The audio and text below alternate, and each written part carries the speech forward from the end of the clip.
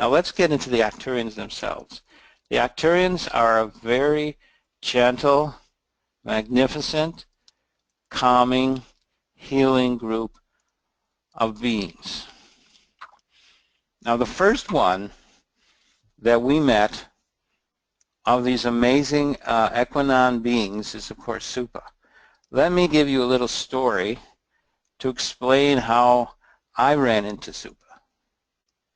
Now, at the time, it's about 2005, I was writing a book which everybody seems popular about because it's about the major beings. There's 22 major species within this galaxy that are described. It's called Your Galactic Neighbors.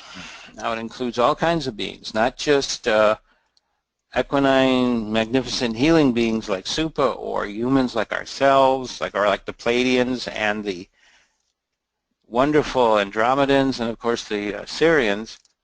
It also includes non-humans.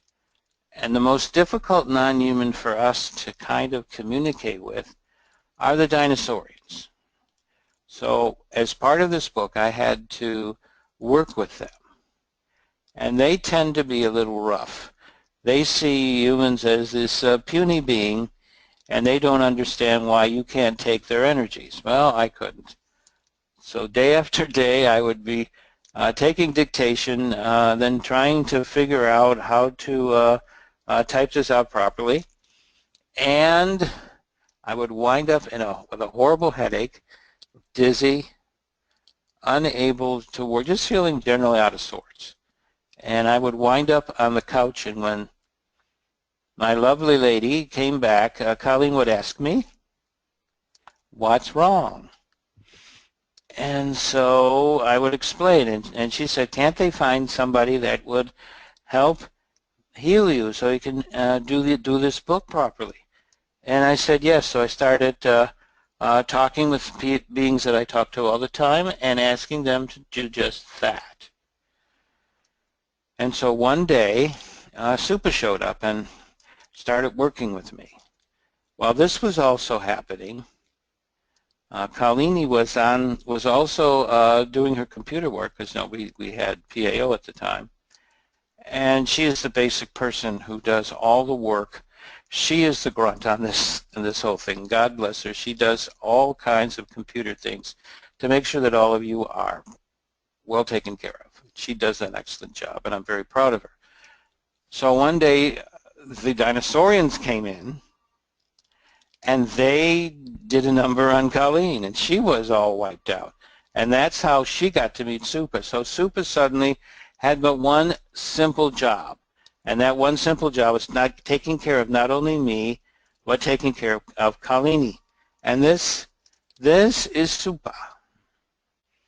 This is a first picture of her that we got, and you can see the 3 pictures. This is the overall picture. Supa's roughly about 8 feet tall from toes to top of head. She has light-colored hair, beautiful eyes. She looks very equine. Now, her eyes are actually a little bit bigger than this, but Miriam refused because she had been taught how to draw. She had never believed that you should draw bigger eyes. In other words, these eyes should actually be up to about here and here, and then here and here. But she didn't do that. So I just settled in and let it all be, and this became the main picture of Supa for a long, long time. But since we're doing the Arcturians, Colleen and I felt it was very important that we get some modern pictures, since Miriam can't do any of this stuff anymore since she passed about 3 years ago. So what we did then was, well, let's show people the Arcturians in color and let them see the 2 basic uniforms that they wear, which is the casual clothes, which you see here, and the jumpsuits, which are the working clothes on the ship. So let's go to that. Now, this is an Arcturian, a male Arcturian, in the one-piece jumpsuit. Now, as I said at the beginning of this, Arcturus is an orange dwarf star. Orange, because the healing energy they feel comes from the star, through the universe, through the star, to them. The Arcturians are very deeply into the color orange. So when it comes to an international color code, or should I say intergalactic color code, they have chosen orange.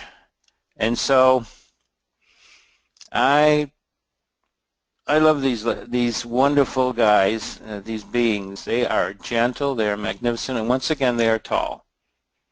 8 feet or over 8 feet tall for the males. And they have beautiful, and they have modified version of what you would think an equine or a horse. Equine is simply Greek for being horse-like.